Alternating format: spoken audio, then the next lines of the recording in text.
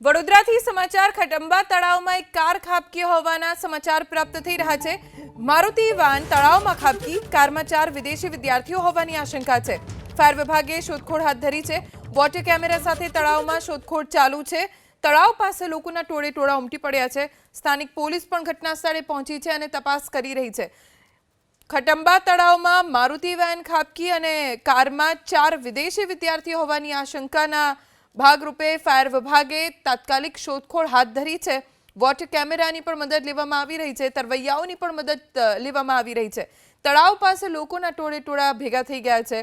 સ્થાનિક પોલીસ સ્થળે પહોંચી છે અને સમગ્ર મામલે અત્યારે તો જે લોકો કારમાં સવાર હતા તેમની શોધખોળ ચાલુ છે।